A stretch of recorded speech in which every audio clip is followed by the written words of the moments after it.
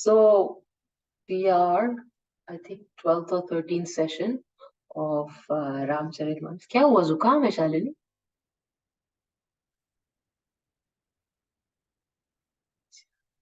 तानिया घर पहुंच गई कि दिल्ली में ही है? दीदी आज पहुंची हूँ, मतलब आज घर पे हूँ पूरा दिन। तो कल जब आपने क्लास कैंसिल कर, मतलब पोस्टपोन की, मुझे बड़ी खुशी हुई कि मैंने कहा चलो एक क्लास तो आराम से I will not be on road. तो Actually, even I was happy that you changed the day because yesterday was Rishabh's birthday. I couldn't have attended. How old is he now? He's 23. अरे बाप, अच्छी तरह.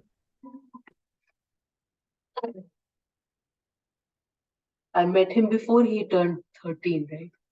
Yeah, he was 12. All right.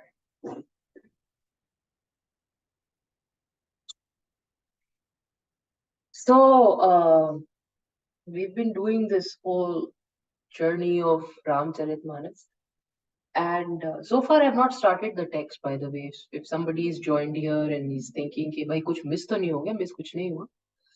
You've only missed a few stories here and there, nothing else, not much.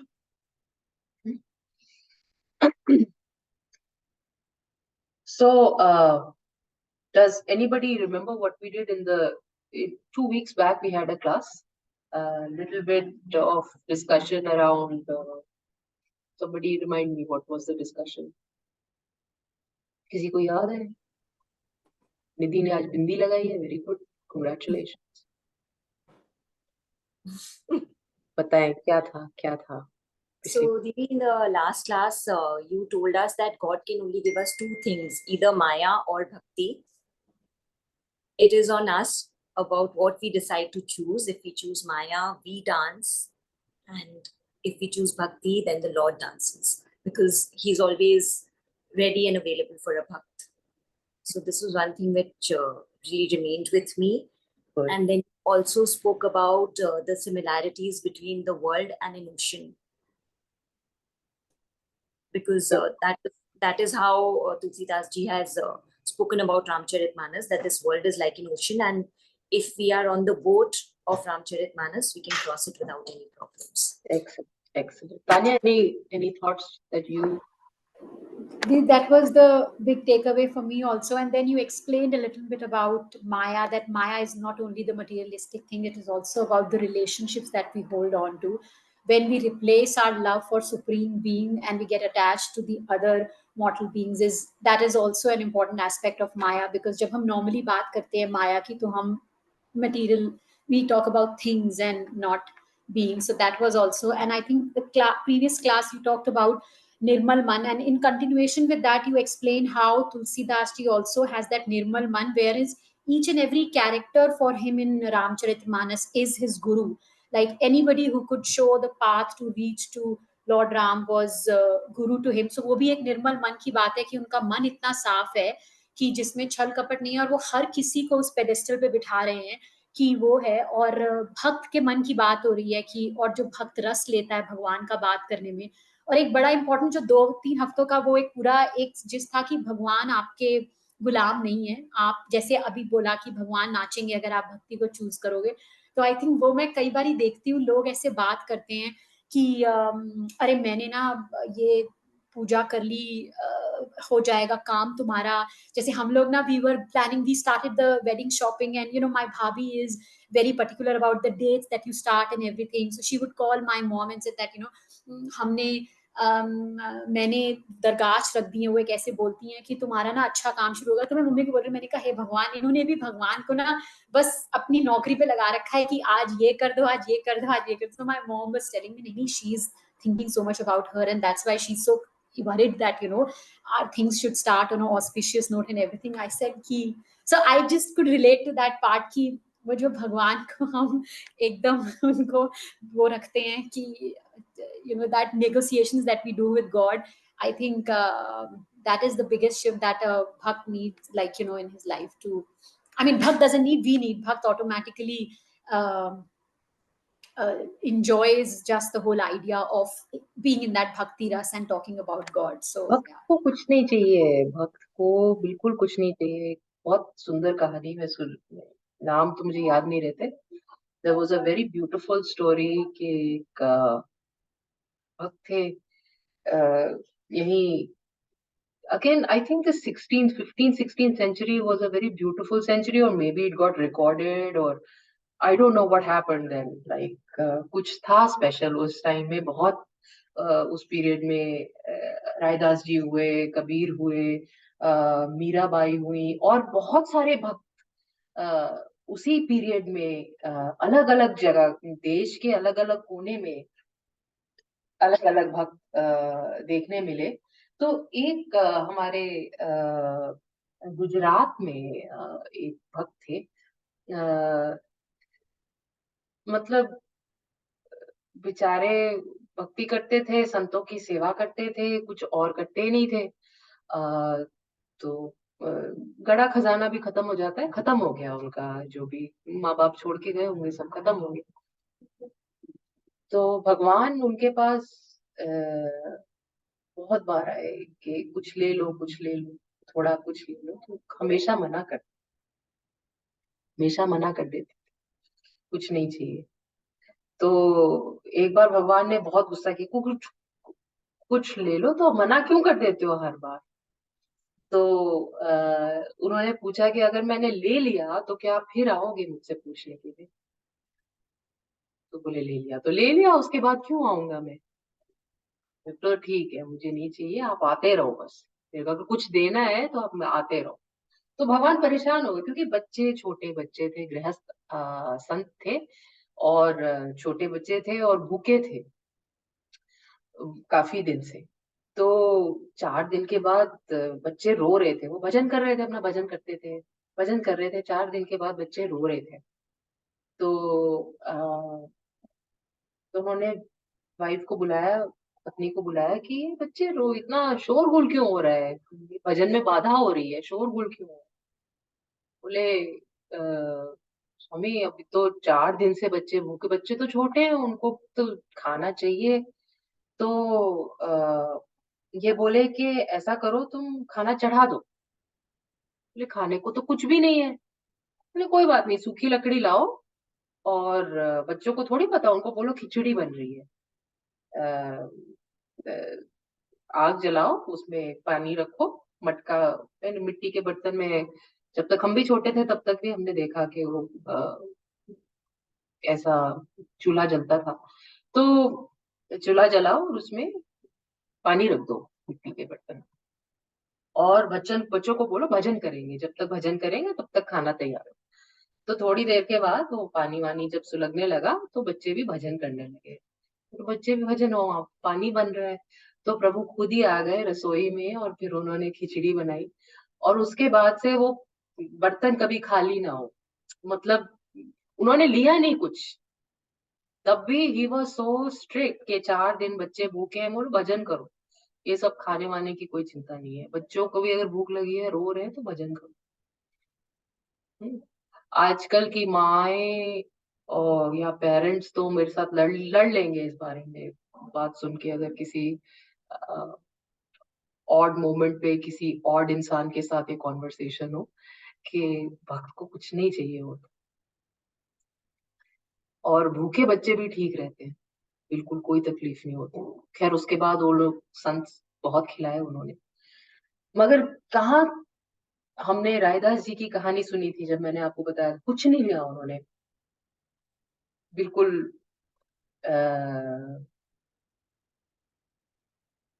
मना कर दिया भगवान। भगवान भी बेचारे पीछे पीछे घूम रहे लेके, भाई कुछ तो खा लो, खुद आके रसोई बनाई राम जी कि ये तो बच्चे भूखे मर जाएंगे। तो इट्स वेरी इंटरेस्टिंग कि जब भक्तों की कहानी, हम संतों की कहानी सुनते हैं, तो उससे हमें बहुत कम में जीने की प्रेरणा मिलती है, बहुत कम। तो इससे कम क्या हो सकता है कि खाने को ही खाना, हम तो बहुत लकी है, हमारे को भजन करने के लिए कोई तकलीफ नहीं है, बिकॉज भरपेट खाना मिलता है, सोने के लिए अच्छा बिस्तर है, एसी भी मिल जाता है जब गर्मी ज्यादा होती है, कोई दिक्कत ही नहीं है हमें, हमें क्यों वजन करने में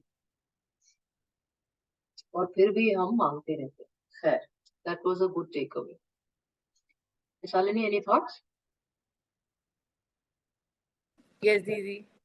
तो आई फेल्ट आपके पूरी क्लास वाज मतलब हर क्लास में एक्चुअली निचोड़ मुझे लास्ट निर्मल मानी लगा, बिकॉज चाहे वो तुलसीदास जी हों जिन्होंने हर कैरेक्टर को अपना गुरु बना के उनसे सीखा कि भगवान तक कैसे पहुंचना है। स्पेशली आपने मेंशन किया था कि इवन असुरों को उन्होंने इन्वोक किया, क्योंकि वो भी वंदनीय हो गए क्योंकि उन्होंने भी भगवान के दर्शन किए थे। तो all these people were basically sources who could help him reach Ram जी।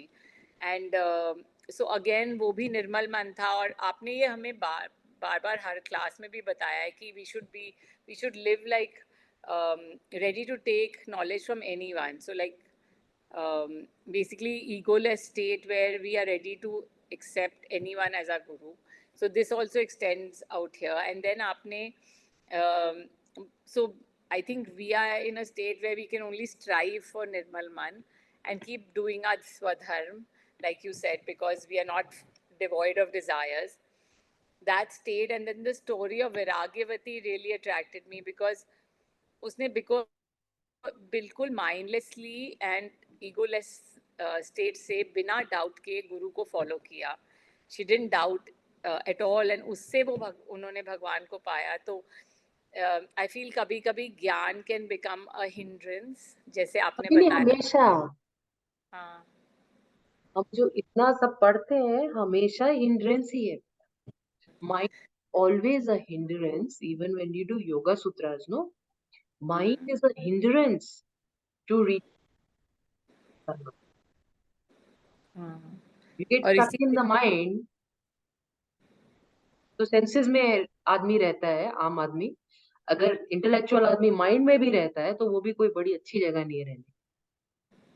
हाँ, क्योंकि फिर हम हर चीज को डाइसेक्ट करते हैं, चेक करते हैं, मतलब कि ये सही है, तर्क लगाते हैं। लगाते हैं।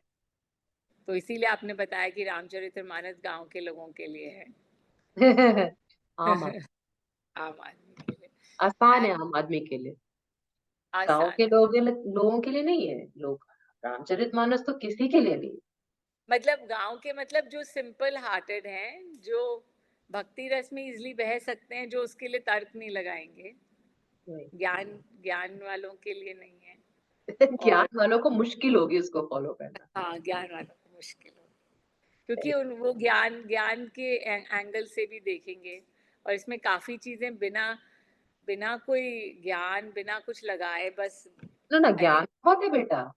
इट इज हाँ एब्सोल्युटली लोडेड। जैसे हम एक भी संस्कृत का श्लोक करते हैं, जब हम भगवत गीता करते हैं, व्याख्या करते करते कभी कभी एक श्लोक का हमें 4 4 दिन हो जाते, 4 क्लासेस हो जाती है एक श्लोक का व्याख्या करते। ऐसे ही एक चौपाई भी इसमें बहुत लोडेड है। हाँ दीदी, बट लाइक हाँ, इसमें भक्ति भी बहुत है, तो वो रस जो है वो मतलब थोड़ा अगर एक्सेप्टेंस आए और कम माइंड यूज करें तो I don't know how to explain what I am trying to explain. और फिर इसीलिए आपने बताया कि कैसे वो बोट है जो कि हमें भवसागर पार करा सकता है। और उसमें अप्स एंड डाउन्स होंगे लाइफ में, जैसे अप्स एंड डाउन्स होते हैं, बट उसमें एक बार हम भक्ति मोड में आ जाएंगे तो फिर हमें अप्स एंड डाउन्स, जैसे आपने इतने सारे संतों का एग्जाम्पल दिया, तो उनको तो लाइफ में अप्स एंड डाउन्स कुछ इफेक्ट ही नहीं करते हैं। और डाउन ही डाउन रहती है उनकी लाइफ, अब तो होती नहीं है। उनके लिए तो पड़ापी है। सारे हाँ, टाइम अप रहती है। हमारे जैसे लोगों को बाहर से ऐसे लगता है कि वो डाउन है। और हमारे को तो 2 दिन भी नुकसान हो जाए तो हमें पर एक जैसे ऑफिस में एक फायर आ जाए, एक खाली एक क्लाइंट बोल दे कि कॉन्ट्रैक्ट कैंसिल होने वाला है, या कोई एक एक ही तकलीफ आ जाए तो 4 दिन बर्बाद हो जाते हैं। तो इसी में सारा एनर्जी लग जाता है कि ये ठीक कैसे हो। तो बहुत दूरी है अभी यहाँ पर से वहां पहुंचने में, जब 4 दिन खाना ही ना मिले और खाने का आगे भी सोर्स ना हो, और आप सोचो ही नहीं उस बारे में, वहां तक पहुंचने के लिए कितनी बड़ी, बहुत बड़ी जर्नी, वेरी बिग। बट आपने बताया ना कि like what I felt was कि there's no fast track to self realization when Khushbu asked you the question. खुशबू दो जल्दी में रहती है ना। 2-3 कितने भी लाइफ टाइम्स लग सकते हैं। काकभूषुंडी जी को लग गए, कितनी बार तो श्राप मिल गया उनको, करते करते वो पहुंचे। तो हमें तो पता नहीं कितना टाइम लगेगा वहां भक्ति पहुंचने में। समझने में ही बेटा बहुत टाइम लगा, भक्ति समझने में ही बहुत टाइम लगा, राइट। एंड फिर वो दैट ऑल्सो दैट अभी हमने रामचरितमानस का पाठ शुरू नहीं किया है, क्योंकि हम भाव सीख रहे किस भाव से उसको पढ़ना है।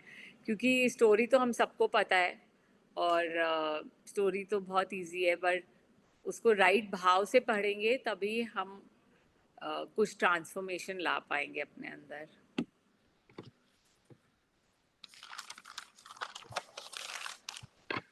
खुशबू, एनी थॉट्स, क्या हुआ कल डॉक्टर के साथ?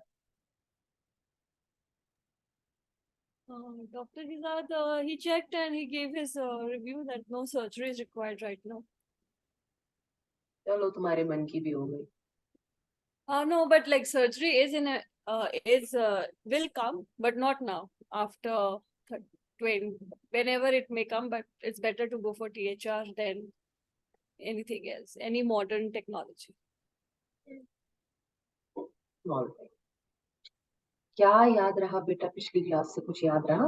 प्रकृति, जब हमारे 6 दुश्मन हम पे भारी पड़ जाए, so always look at प्रकृति, mother nature and Devi Ma, because they always give and give and give and give, no matter how much we misbehave and how much the receiver misbehave. This thought stayed with me the most, but it was very difficult for me to accept the fact that how can Prakriti nature be so giving, especially receivers like me. Even me, I am not a very nature friendly person. It's not that recently it's just recently I've becoming conscious, but yeah, even I don't give back to nature. So it was very difficult for me to like every time I think nature को भी pain होता होगा, nature को भी तकलीफ होती होगी. The way I feel pain when I keep on I feel that the ego becomes so strong that I'm just giving and giving and giving and I'm not getting. So for me, the metaphor was that I was just comparing myself with nature, but then I realized that I am nowhere close to nature. And it is very difficult to be like nature, be like Prakriti, be like Devi Ma, to give relentlessly without any expectations. And आपने एक चीज कहा था कि हम physical गुरु के लायक नहीं है, क्योंकि हम we keep on disrespecting our physical guru. इसीलिए we should make Prakriti our guru, because Prakriti keeps on giving. मेरे को थोड़ा वो और डीपली समझना था, if possible. क्या समझ में नहीं आया उसमें?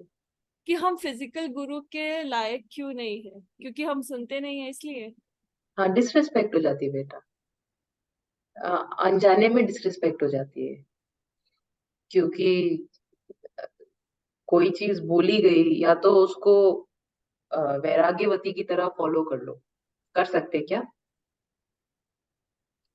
कोई भी चीज बोली हुई, तुम्हारा डॉक्टर बोल रहा है ऑपरेशन करना है और मैंने बोल दिया अभी नहीं करना है, 20 साल नहीं करना ऑपरेशन, उसके बाद देख तुम फॉलो कर पाओगे?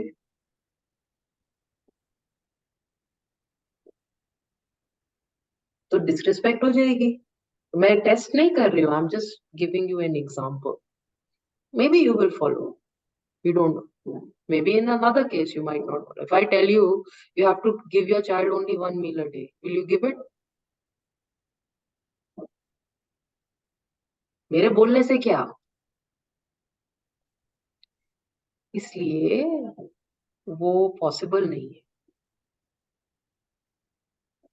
और गुरु की यूजुअली डिसरिस्पेक्ट हो जाती है। ये तो वो है जो बात आप सुनते नहीं हो, और जो वापस ऊपर से बोलते हो वो तो और भी, उससे भी करेला नहीं चढ़ा। लीव वापस भी तो बोलते हो ना। ऐसा नहीं है कि सवाल नहीं पूछना चाहिए। I am not contending that at all, questions are very good, but sometimes questions come from such a place of ignorance and darkness that they become insults instead of questions. Sometimes, not saying all,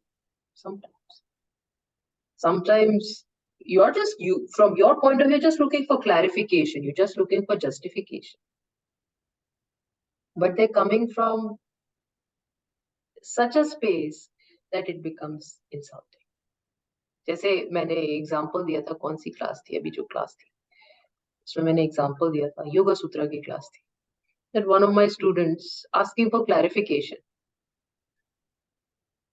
कि मैंने ये सोचा है, आपकी क्या राय है। अब ये क्वेश्चन, ये स्टेटमेंट किसी भी हिसाब से गलत नहीं है, पर मेरा जवाब इसमें क्या रहेगा, जो ठीक लगता है वो कर लो, क्योंकि जब तुम्हें सिर्फ राय चाहिए तो मेरी जरूरत नहीं है।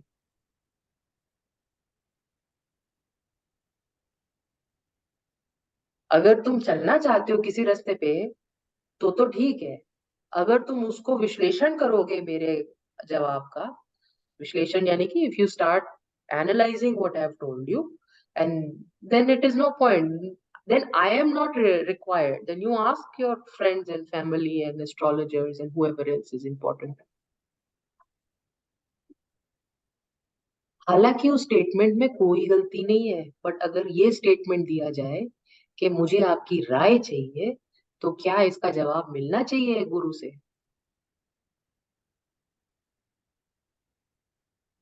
But it is a common thing. Even you would say, Didi, I need your opinion.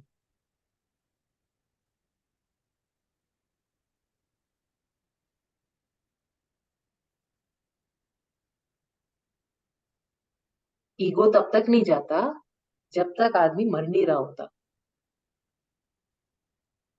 अगर तुमने सब ट्राई कर लिया ना अपने हिसाब से, और उसके बाद तुम वो फोन कर रहे हो तो बोलो अब बता दो क्या करूं, कुछ नहीं, कोई कोई काम नहीं कर रहा है, कुछ और काम नहीं कर रहा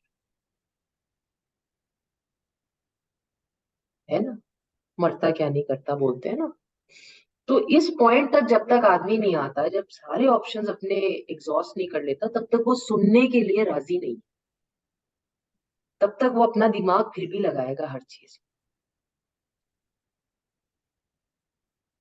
इसके लिए अच्छा है कि ना ही मिले गुरु,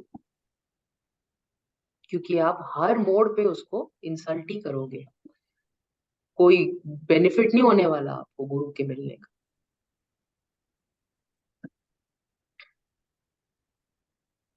इसलिए बहुत अच्छा है कि आप लोगों की लाइफ में मैं हूँ, कोई गुरु कुछ है नहीं, आराम से चल रही है लाइफ। इंसल्ट तुम्हारी वैसी की वैसी ही है, अच्छा हुआ सामने वाला कोई इतना वैल्यूबल नहीं है। किसी बड़े गुरु के साथ ये छोटी छोटी बातें भी बड़ी बड़ी इंसल्ट हो जाती।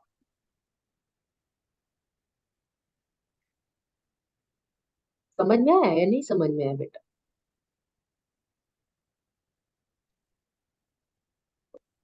और किसी का कोई और क्वेश्चन? नेहा, तूने नोट्स बनाए, कुछ और बचे हैं बोलने के लिए बेटा?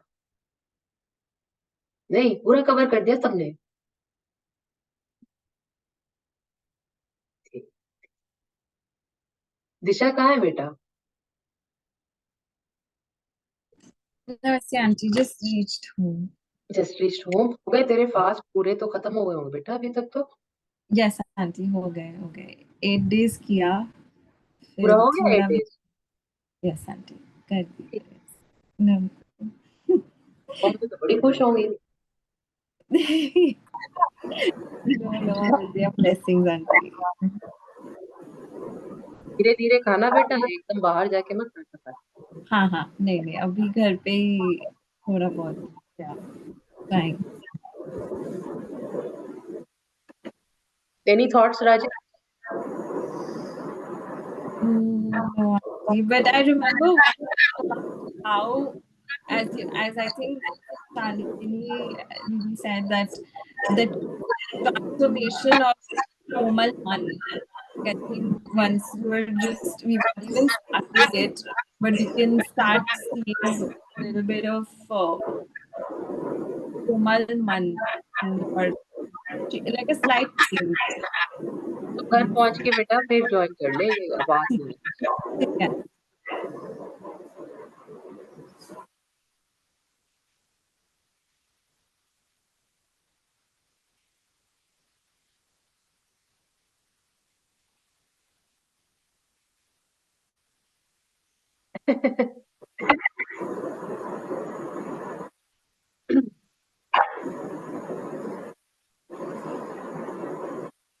स्टूडेंट जैसा होता है ना, उसको वैसे ही टीचर मिलता है। अगर तुम्हें आज तक में ये रियलाइज हो गया कि you are a bad student, तो then understand I am also bad teacher.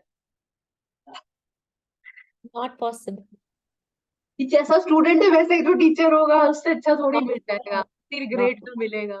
Second standard में जाओगे तो सेकेंड स्टैंडर्ड का टीचर मिलेगा, फिफ्थ स्टैंडर्ड में जाओगे तो फिफ्थ स्टैंडर्ड का टीचर मिलेगा। तुम्हें मास्टर्स का टीचर प्रोफेसर थोड़ी मिल जाएगा, ये तुम जब ये school This was primary education कर रहे हो। no. This was in context to what you said earlier, that we always seek opinions. We never follow. We never surrender, which is so true. And I'm glad you pointed it out because it's so true. We all do that. और फिर वो जब एक stage आती है ना, मरता क्या ना करता, when you are in dire straits, when there is no path left, you feel like everything is closing on you. It's only then we realize, oh, I actually have a guru whom I can reach out to. Maybe now is the time. She's been saying it all along. May I just reach out one last time and listen to her before I just give up? So yeah, I was in referring, and it's so true. And thank you for again, reiterating. It's not about, I mean, oh God, I don't know what to say any further. I'm sorry. It's just too overwhelming. Don't need to be overwhelmed, just relax. It's a nice class. So I think there are two things that I'm sure everybody's understood कि तुलसीदास जी के बारे में सबको थोड़ा बहुत समझ में आ गया। जो हमारे घाट हैं उसके बारे में मैंने चर्चा की थी, घाटों के बारे में भी थोड़ा बहुत आप लोगों को समझ में आ गया।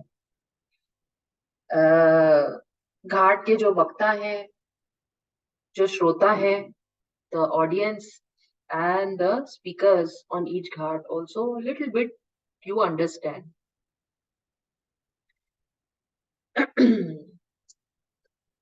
तुलसीदास जी का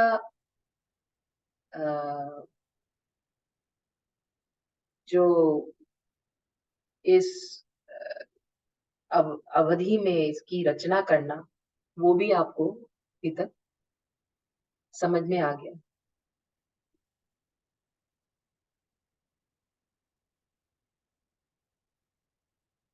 अब इसके अलावा दो तीन चीजें हैं जो I think we still need to discuss. एक तो बहुत इम्पोर्टेंट है ये चर्चा करना कि ये जो राम जी की कथा है, ये तो राम जी से ही शुरू हो जाती है। रामायण रामायण जो है वो महाराज दशरथ से शुरू होती है, मगर जो इक्ष्वाकु वंश है जिसमें भगवान राम पैदा हुए, उसकी बहुत लंबी लिनियज है। उस लिनियज में भागीरथी है, उस लिनियज में रघु है, उस लिनियज में अज है, मतलब राजा हरिश्चंद्र है उसी लिनियज में। इनसे पहले बहुत सारी beautiful legendary stories that are not mentioned in Ramayana. These stories are mentioned in Puranas. Different Puranas will have mention of the Ikshvaku Vansh and the various kings in the Ikshvaku Vansh. So it's very pertinent to understand the context of Raghukul, the context of why people are behaving the way they are behaving. It's very important to understand the history, the lineage. As in any of my classes, I would say it's very important to know your forefathers, your parents. Lineage is most important. It's the one thing that will always play out. 100% will play out. So, इसकी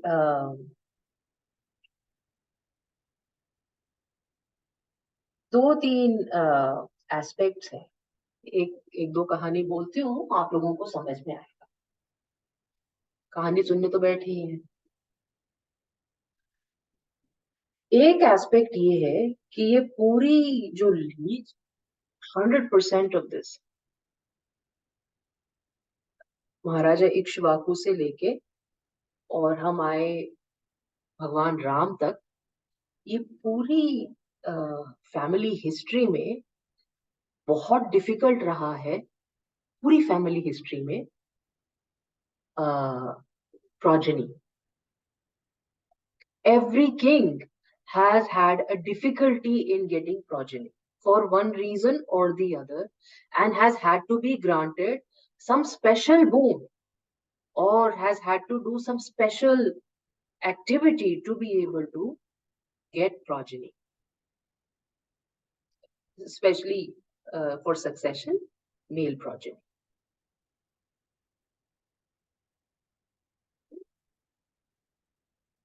तो ये historically और या ये family history में ये एक problem area है, and therefore also an area of focus for every king, क्योंकि ये एक हिस्टोरिकली डिफिकल्ट चीज रही. जैसे कि एक कहानी ये भी बोलते हैं राजा हरिश्चंद्र की, कि उनको पुत्र नहीं था, तो उन्होंने यज्ञ किया और यज्ञ करके जो उसका फल था वो इंद्र ने लाके दिया, और इंद्र ने लाके दिया, और इंद्र बोले कि ये जो आपके बच्चा होगा वो आप एक टाइम पे, है ना, you have to give that child to my service, so whatever I want the child will have to do. और जब इंद्र के पास रोहित थे, उनके बेटे, कहानी में ऐसा ही सुनाया जाता है, तो जब रोहित पैदा हुए तो इंद्र ने बोला मुझे इनकी बलि चाहिए. तो एक कहानी ये भी है कि पूरी जिंदगी वो रोहित भागते रहे इंद्र से छुप छुप के. It's a very different Puranas have different stories for the same thing. So ये एक प्रॉब्लम रही पूरी हिस्ट्री में रघुवंश की या इक्ष्वाकु वंश की. ये एक प्रॉब्लम रही कि बच्चे थोड़ी सी तकलीफ से, स्पेशली मेल प्रोजेनी. तो जब हम महाराज दशरथ को देखते हैं और उनका वात्सल्य देखते हैं, प्यार देखते हैं बच्चे बच्चों के लिए, स्पेशली राम जी के लिए, तो एक तो बात यह है कि भाई यशोदा माँ ने भी कृष्ण जी को बहुत प्यार किया, क्योंकि वो भगवान ही थे तो प्यार कौन ना करे. एक तो बात ये है, मगर दूसरी बात ये भी है कि ये पूरी लिनिएज में ही ये फर्स्ट बॉर्न की बड़ी दिक्कत है, और दिक्कत है तो ऑब्सेशन है उसके लिए.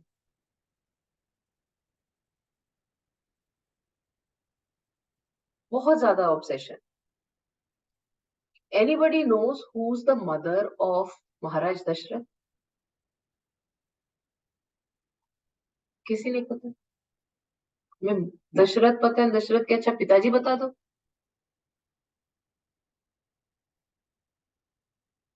बिना गूगल किए नहीं पता ना?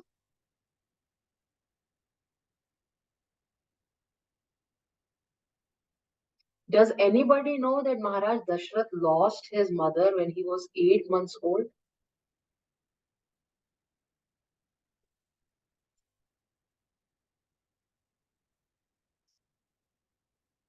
महाराज अज के पुत्र थे महाराज Dasharath,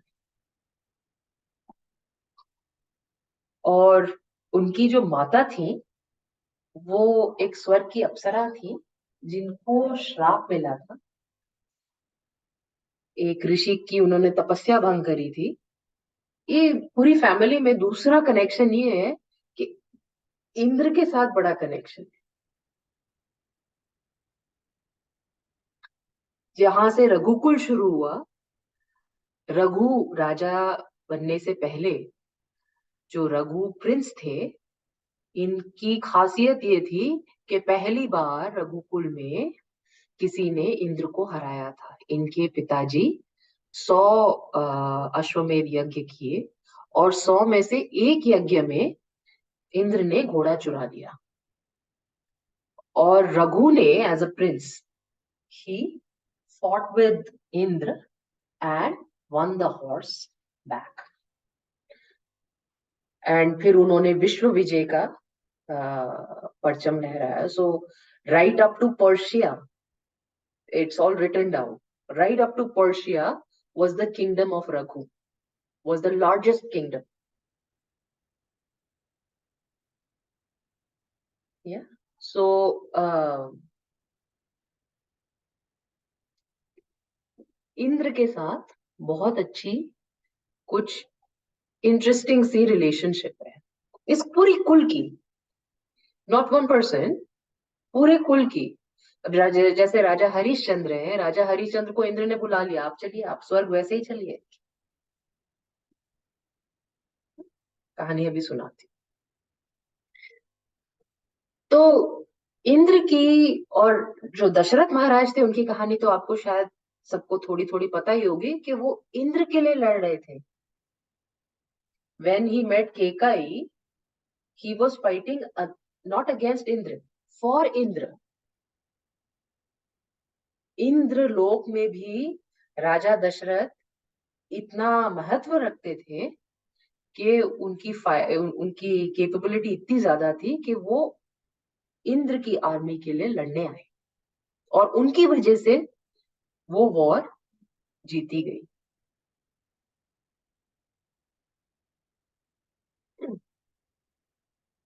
So interesting two things. Progeny is very hard, and there is a very deep connection with Indra. Now, to be able to understand this a little bit, let's make it a little bit philosophical. This is not something which is discussed, so I'm just sharing. A little bit philosophical कि इंद्र क्या है? इंद्रियां, the senses. Yeah. तो ये इंद्रियों के साथ एक डोमिनेशन की रिलेशनशिप रही है इस पूरे कुल में, इस पूरे राजवंश में. यूजुअली इंद्रियों को आदमी जीत लेता है तो बहुत सुपीरियर हो जाता है. सो ये पूरा कुल जो है, रघु से लेके भागीरथी ने तो क्या ही कर दिया, वो तो इंद्र से नदी ले आए नीचे पूरी, है ना. तो इस पूरे कुल में there is a humongous, think about it like this, forget Indra as a mythological character, there is a tremendous control in the entire lineage over sensory gratification.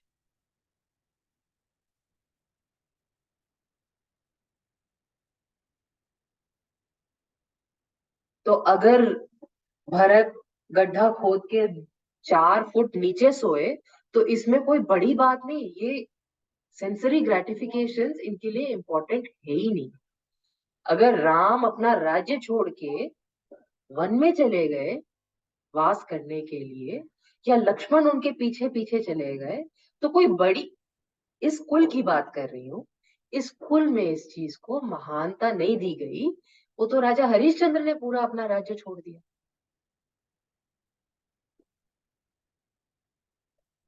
So this entire dynasty has a great subordination of sensory gratification. Entire dynasty. And that is one of the reasons why it is considered so great.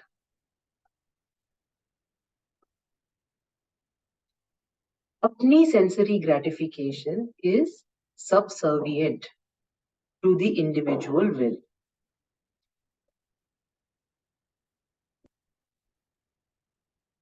So if you remember this, it will be very easy to understand that they are all sadhaks of a great order. ये राजा नहीं है, ये आम आदमी नहीं है, ये dynasty ऐसी है, ये generation by generation by generation, एक राजा फिर दूसरा राजा फिर तीसरा राजा, ये सब ऐसे ही है। इनको विरासत में मिला है ये इंद्र के ऊपर सब्जुगेशन।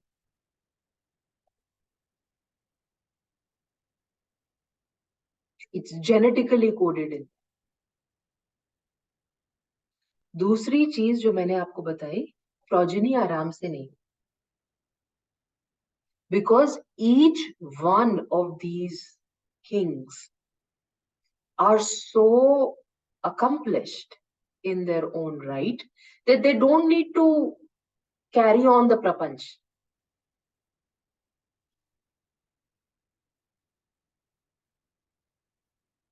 प्रोजनी से तो कर्म बनेगा, ये तो ऑलरेडी इंद्र को जीत चुके हैं। तो ये सब किसके हकदार हैं? What is rightfully theirs? Samadhi is rightfully theirs. Salvation is rightfully theirs. And जब किसी की ऐसे तो वो सन्यास की तरफ वैसे ही अग्रसर हो जाता है, जनरेशन से चला आ रहा है। तो हर जनरेशन में दिक्कत क्या रही? प्रोजेनी की, क्योंकि प्रोजेनी इनको जरूरत ही नहीं है। Where is there? So you think about their purusharth, where is it flowing? It is flowing upwards. Yeah, their basic energy is flowing upwards, not downwards. So how will they have progeny?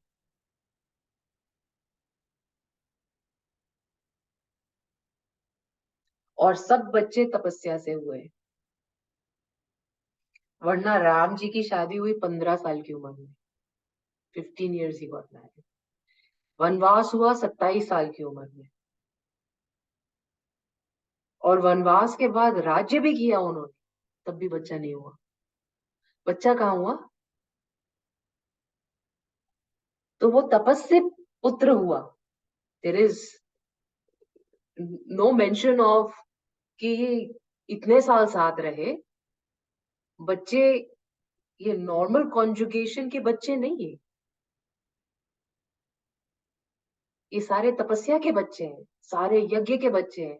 सारा किसी ना किसी ने कोई ना कोई साधना करी, फिर उस साधना का रिजल्ट है। कोई नॉर्मल फिजिकल इंटरकोर्स से एक भी पुत्र इस पूरी डायनेस्टी में नहीं है। क्यों नहीं है? Because the energy is flowing upwards. जो ऑलरेडी जो इंद्र को जीत लिया, उसकी एनर्जी किधर जाएगी? ऊपर जाएगी। तो वो लोअर प्रोक्रिएशन में नहीं आएगी। Does that make sense to everybody? Yeah. So this is a very important thing to understand about the whole dynasty per se. It's not true for one king or the other king, all of them. all of it. एक कहानी ये जो राजा दशरथ थे, उनके counter part थे राजा जनक, और राजा जनक तपस्वी हुए। उनको वैदेह बोलते हैं क्योंकि उनको देह से प्यार नहीं था, इसलिए सीता जी का नाम वैदेही। और राजा जनक, he was so powerful and he was so knowledgeable, and but वो एक राजा जनक की कोई वो lineage नहीं है, वो एक तपस्वी। और महाराज दशरथ वो इक्ष्वाकु से लेके और भागीरथी से लेके आज और रघु और सभी, मतलब तब राजा Dasharath. So see the disparity between the two and the similarity between the two is very interesting. Disparity because this is an ascension that has been going on from generation after generation after generation. And Maharaja Janak, जिनको ऋषि राज बोला जाता है कि वो ऋषि थे, वो राजा के रूप में ऋषि थे, इतनी उनकी नॉलेज थी, ज्ञान बहुत ज्यादा था। तो वो अपने दम पे, और महाराजा दशरथ उनको विरासत में भी मिला था, खुद भी उन्होंने बनाया। एक कहानी है, just to understand these two kings, the distinction between these two kings.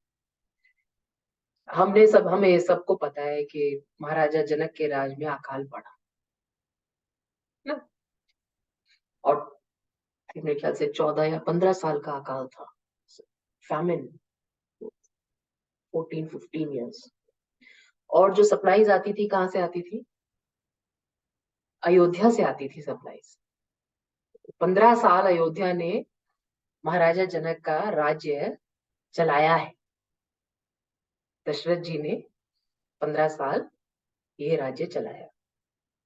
उससे भी पहले की एक कहानी है, बोथ लाइक आई सेड, ये इक्ष्वाकु वंश जो है, ये तो इंद्र के पास आते जाते ही थे, कभी जीत लिया, कभी हार लिया, कभी लड़ लिए, तो कॉमन था उनका इंद्र के साथ संबंध, बिल्कुल कॉमन प्लेस। महाराजा जनक जो है वो भी इंद्र लोक तक, स्वर्ग लोक तक पहुंचे थे। He was also a common guest in all debates in Indralok. Common guest, because he was so knowledgeable. Once there was a heated discussion between Shani and Maharaja. Shani is also very knowledgeable, है ना? सूर्यपुत्र शनि और सूर्यपुत्र यम, दोनों धर्म और knowledge के बहुत सटीक वक्ता हैं, वक्ता एज ए स्पीकर्स। सो शनि और महाराजा जनक की एक बार एक डिबेट हुई, और उस डिबेट में महाराजा जनक वाज सक्सेसफुल, ही वन। तो अब उससे पहले की कहानी ये है कि जो वाटिका है, एक वाटिका है जिसका मेंशन होता है रामायण में, जहां पर सीता माता घूम रही होती हैं, फिर वहां पर मंदिर है, फिर राम जी जाते हैं उस वाटिका में फूल तोड़ने के लिए। याद है कहानी? थोड़ी बहुत याद होगी तुम लोगों को रामायण की। फिर वहां वाटिका में ये लोग मिलते हैं, एक एक दूसरे को देखते हैं, बात नहीं करते। You remember that story, no? That whole context. So that was a very divine garden in Mithila. It was considered a divine garden in Mithila. It had flowers that were unperishable. It's considered very beautiful garden. अब garden क्या होता है? Garden is a result or a physical manifestation of somebody's hard work, right? So this, imagine this as the physical manifestation of the tapasya that Raja Janak had done. Yeah. And it was so superior. This was his prized possession. It's considered as his prized possession, this garden, where there were celestial flowers. And apsaras used to come daily to collect flowers from this garden. For their puja, the flowers were taken by the apsaras from this Raja Janak का ये garden था. नाम भी है उसका, मैं आपको बाद में बताऊंगी, नाम याद नहीं रहते मुझे. तो रामायण में तो आ ही जाएगा, रामचरितमानस. बहुत सुंदर वाटिका का वर्णन है. और ये वाटिका उससे भी पहले कहानी में आई हुई है, पुराणों में. ये सेलेस्टियल जो अप्सराएं थी वो यहाँ पर से फूल तोड़ के लेके जाती थी. तो इतनी खूबसूरत ये बगीचा था या गार्डन था, और उसमें उसका बहुत महत्व था. तो जब शनि महाराज हार गए तो उनको गुस्सा आया. क्रूर दृष्टि तो उनकी पड़ेगी कहीं ना कहीं. तो एक बार क्रूर दृष्टि पड़ी उनकी, तो जो भी, जिसका भी अभिमान जो भी होगा, सैटर्न का एक खास पॉइंट है कि जिस चीज पे आदमी गुरूर करे वो चीज शनि भगवान खत्म कर देते हैं बिल्कुल. जिस चीज से आपको ईगो, तो इसलिए जब शनि की दशा शुरू होती है तो आपको एस्ट्रोलॉजर्स क्या बोलेंगे, साधना का टाइम शुरू हो गया. इस टाइम में आप पूजा पाठ करो, पूजा पाठ बढ़ेगी और कुछ नहीं बढ़ सकता, क्योंकि ह्यूमिलिटी का टाइम शुरू हो गया है. ईगो से कुछ भी करोगे तो सिर्फ मार पड़ेगी. सो शनि भगवान कभी भी किसी का और कुछ नहीं खत्म करते, सिर्फ ईगो खत्म करते. तो बहुत अच्छे प्लेनेट है, खराब तो कुछ भी नहीं. पर स्टोरी के हिसाब से महाराजा जनक का ईगो, राज ऋषि थे, उनके पास वैभव तो कुछ था नहीं.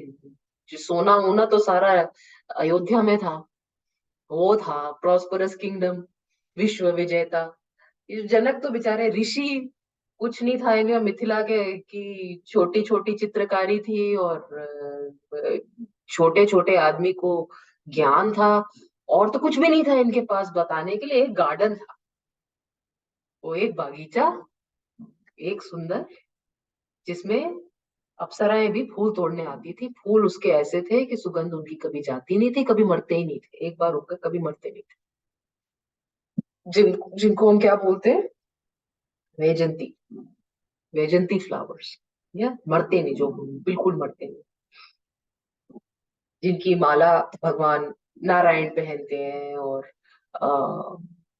नारद मुनि पहनते हैं. तो वो वैजंती माला की कहानी तो मैंने बीच में छोड़ दी. वो जो दशरथ जी की माता थी वो अप्सरा थी, और अप्सरा को श्राप मिला था कि आपको आना पड़ेगा. और महाराजा अज ने उनसे शादी की, और शादी करके उस श्राप का मुक्ति तभी थी जब आपके ऊपर सेलेस्टियल कोई फूल गिर जाए. When you are फूल मतलब sweet celestial flower, मतलब sweet smelling flower which will awaken you to your reality. तो नारद ऋषि जा रहे थे, तो नारद ऋषि की माला गिर गई दशरथ की मदर के ऊपर, और वो तुरंत ही स्वर्गलोक वापस चली गई. 8 महीने के थे दशरथ जी, और तब उनकी माता यूं चली गई. और माता के जाने के बाद महाराजा अज भी ज्यादा दिन जिंदा नहीं रहे, वो भी चले गए. सो शनि महाराज ने दृष्टि की, और दृष्टि किधर गई, महाराजा जनक के बागीचे के ऊपर. और बागीचा एकदम खत्म, पूरा बर्बाद, खत्म, nothing, burn down to ashes. Shani की दृष्टि है, छोटी मोटी तो है नहीं, क्रूर दृष्टि. शनि महाराज की ईगो एकदम भस्म, और महाराजा जनक परेशान. उनके कुल में गुरु बहुत सारे रहे, और याज्ञवल्क्य जो बहुत सुपीरियर नॉलेज के मतलब उनको माना जाता है। ऑब्वियसली सोचो जनक महाराज के जो गुरु रहे होंगे, तो याज्ञवल्क्य ऋषि के पास महाराजा जनक गए, बोले बगिया तो मेरी खत्म हो गई, इसको दोबारा ठीक करने का क्या तरीका।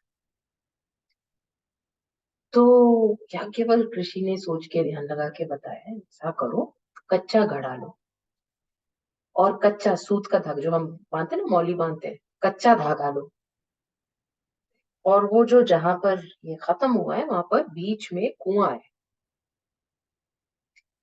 जो कच्चे घड़े के में कच्चा धागा बांध के जो पानी भर के लाएगा और बगिया में डाल देगा, तो वैसी की वैसी वापस हो जाएगी। मगर याद रहे वो ही कर सकता है जो बहुत धर्मात्मा हो, क्योंकि उतना कच्चे में दम नहीं होता, तो धर्म में दम होता है। तो जब वो धर्म के साथ करेगा तो वो कच्चा भी पूरा काम देगा। तो उन्होंने ये सोल्यूशन बताया। तो महाराजा जनक ने सोल्यूशन, लोग तो जानते ही थे, तो सारे देशों में भेज दिया, सारे ब्राह्मण आए, जो ऋषि थे ऋषि आए, राजा थे राजा आए। वो कच्चा घड़ा तो ना नीचे तक पहुंचे ही ना, पहले ही धागा टूट जाए, कभी कभी बंधे ही ना, पहले घड़ा टूट जाए फूट जाए, तो बहुत दिक्कत हुई, किसी से ये पूरा नहीं हुआ। तो जब सभी आ गए और किसी से पूरा नहीं हुआ, तो महाराज फिर गए ऋषि याज्ञवल्क्य के पास, प्रभु सोल्यूशन तो आपने बता दिया, पर करने वाला ही कोई नहीं इस पृथ्वी पे, सबको तो बुला लिया हमने। तो याज्ञवल्क्य ऋषि ने उनको बोला, आपने महाराज दशरथ को बुलाया? तो महाराज दशरथ को चिट्ठी भेजी गई, चिट्ठी के ये जिसका धर्म अच्छा हो वो ही ये कार्य कर सकता है, और कच्चे घड़े में कच्चा। और अभी तक ये लोगों ने ट्राई कर लिया, कोई सक्सीड नहीं हो। उसमें पूरी लिस्ट थी किस किस ने ट्राई किया, तो पूरे you imagine like all the celebrities of that time were all listed over there because they had all tried. He was the only one king left. तो जब ये चिट्ठी मिली तो दशरथ जी बोले, आता है दूत आता है चिट्ठी लेके, तो उसको बोले कि अच्छा चलिए मैं आऊंगा, क्योंकि अब वो it's almost like an invitation for fight, right, to test your, कि आपकी धर्म पारायणता कितनी है उसको टेस्ट करने के लिए आपका ऑलमोस्ट ये एक invitation, it's like almost an invitation to fight और to showcase your ability. And he is a Kshatriya, Kshatriya धर्म के हिसाब से उनको ना तो वो बोल ही नहीं सकते, जाना ही पड़ेगा, तो आऊंगा करके।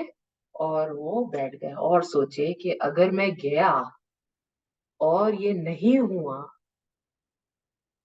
तो कितना बड़ा कलंक लग जाए, मतलब रघुवंश पे कलंक लग जाएगा, इक्ष्वाकु वंश पे, सूर्यवंश पे कलंक लग जाएगा, ये तो बहुत दिक्कत वाली बात है। नहीं गया तो क्षत्रिय धर्म के खिलाफ होगा, तो इधर वे इज नॉट ही। तो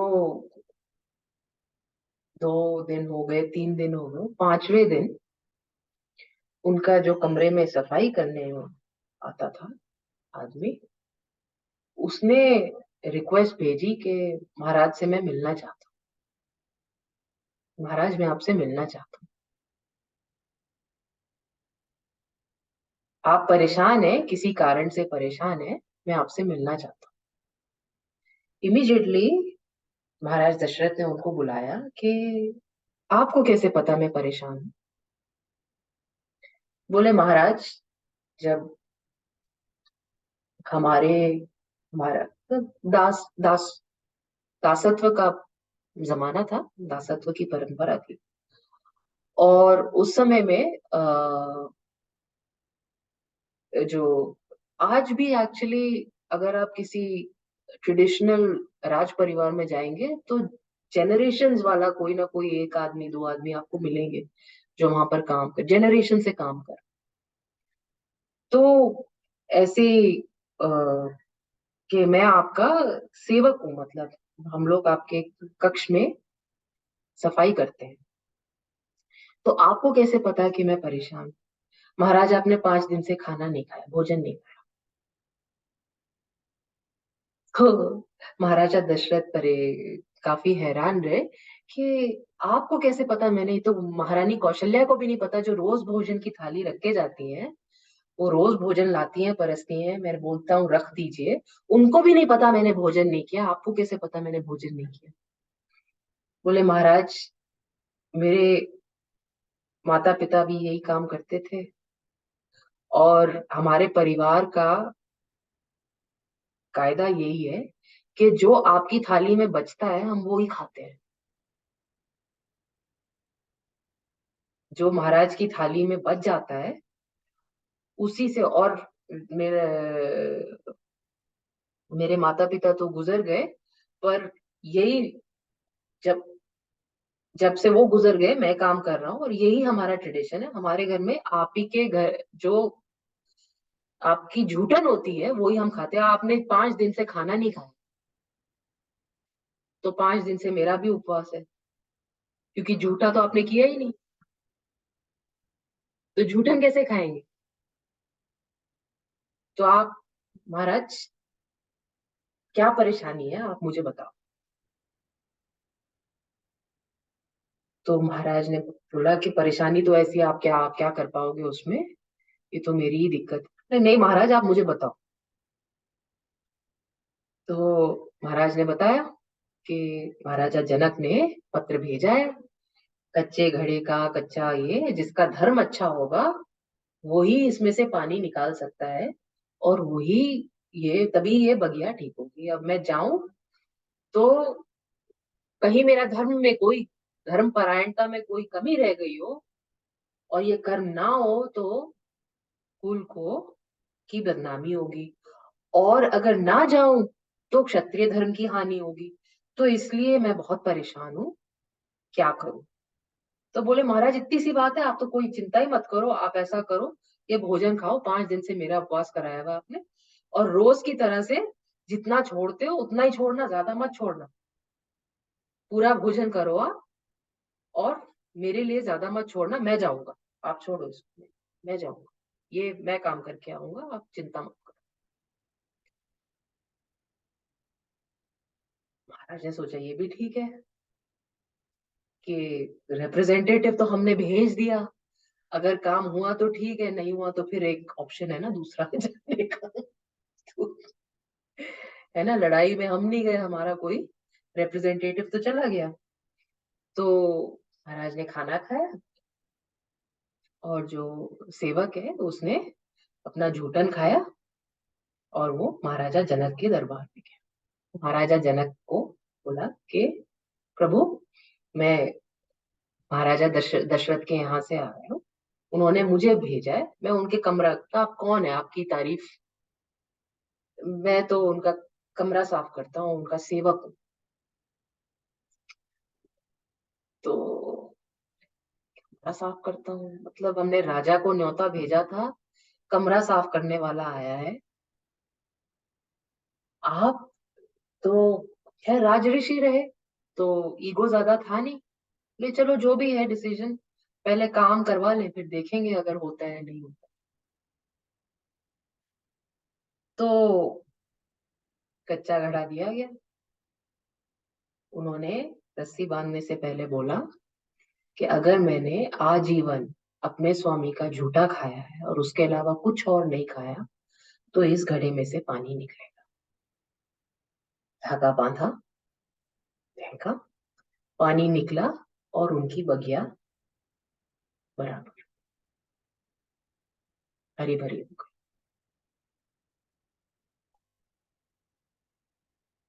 सो जब इसकी वजह से जब सीता का स्वयंवर हुआ, तो महाराजा जनक ने दशरथ को महाराजा दशरथ को चिट्ठी नहीं भेजी, इनविटेशन नहीं भेजा, कि सीता स्वयंवर का उन्होंने वो उल्लेख लिखा था कि ये करना है, ये कंडीशन है कि कहीं राम की जगह किसी और को भेज दिया तो, कोई सेवक किसी और को भेज दिया तो, है ना, राजकुमार से शादी। क्योंकि महाराजा दशरथ का सेवक भी इतना पावरफुल है, इतना धर्मपरायण।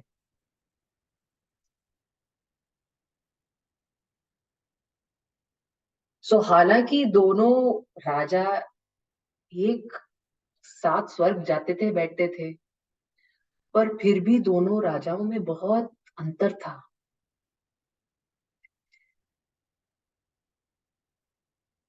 बड़े ही महाराजा दशरथ और उनके वंश की वजह से जो सुपीरियोरिटी उनको मिली, वो कई कहानियों में ऐसे दिखती है कि अकाल पड़ा तो अयोध्या ने मदद की, 14 साल पूरा देश पाला। ऐसे जब शनि महाराज का प्रकोप हुआ, और महाराजा दशरथ को तो दशरथ कृत शनि स्तोत्र आपकी किताबों में है। महाराजा दशरथ को तो शनि से वरदान प्राप्त था कि जब तक वो रहेंगे शनि नहीं आएगी, उनके पूरे राज्य में किसी के ऊपर शनि नहीं आएगी। इतनी उपासना की थी महाराजा दशरथ ने शनि की कि महाराजा दशरथ का सेवक भी शनि की दृष्टि काट पाया।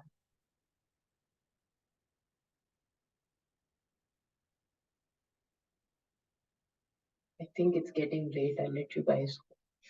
So I think we need to discuss a little bit about ये वंश जो है ना, इसके बारे में थोड़ा पढ़ना जरूरी है, जिससे कि आपको इसकी इम्पोर्टेंस समझ में आए कि क्या इनके